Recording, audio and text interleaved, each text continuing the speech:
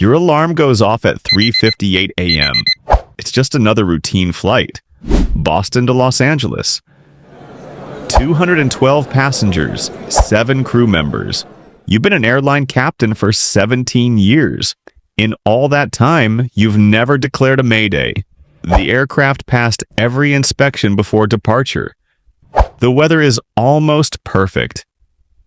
Your first officer jokes as you finish the checklist. Looks like we'll have the easiest flight of the week. At 7:11 a.m., the aircraft lifts smoothly off the runway. Everything feels normal. 25 minutes later, you're cruising at 38,000 feet. The autopilot is flying. Flight attendants begin serving coffee. Passengers watch movies. Some are sleeping. Then every warning light flashes at once. The autopilot disconnects. A loud alarm fills the cockpit. Flight control failure. The control column suddenly pulls forward. The airplane begins descending on its own. You grab the controls, they respond, but something feels wrong. Heavy, delayed, almost as if the airplane is fighting you. Another warning appears. Hydraulic system failure. Seconds later, engine fire. You shut down the left engine. The fire suppression system activates. The warning stays on.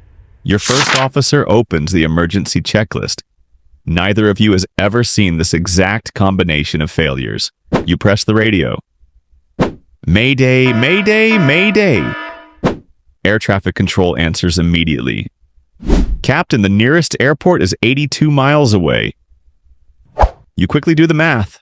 One engine, limited flight controls, damaged hydraulics. You might not make it. The lead flight attendant calls the cockpit. Passengers know something is wrong. Some people are crying. One woman wants to know if we're going to crash. You pause for a moment, then answer quietly. Tell everyone to stay seated. Keep them calm. You never tell them how bad it really is. A few seconds later, the airplane drops hundreds of feet. Oxygen masks fall from the ceiling. The cabin erupts into panic. Children begin screaming. The first officer looks at the instruments.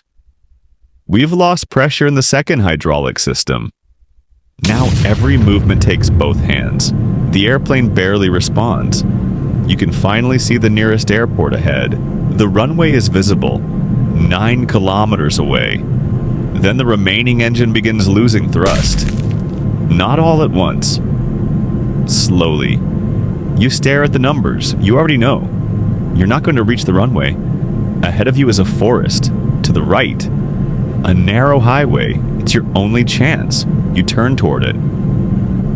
The first officer looks at you. Neither of you says a word. You both understand. This isn't a landing anymore. It's an impact you were trying to survive.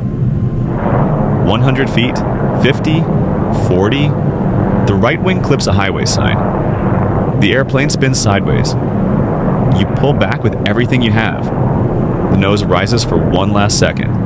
Then, everything disappears. The rescue crews arrive within minutes. Firefighters spend the next 16 hours searching through burning wreckage. The aircraft is torn apart across nearly half a mile. Emergency workers recover personal belongings first. A child's backpack, a wedding ring, a captain's flight bag. Then they begin recovering the victims, one by one. Families wait for days outside the identification center. Some wait weeks before their loved ones are finally identified.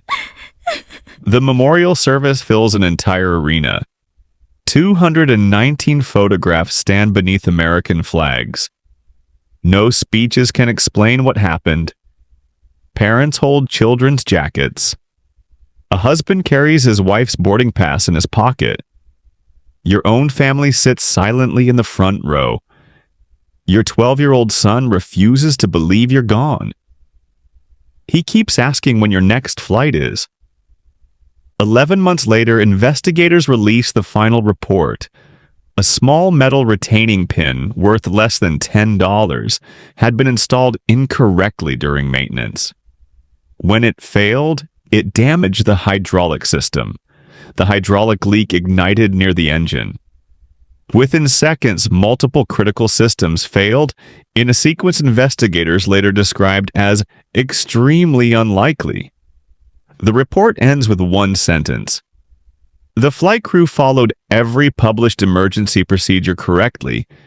Given the extent of the damage, the accident was not survivable. When investigators recovered the cockpit voice recorder, the final 20 seconds surprised everyone.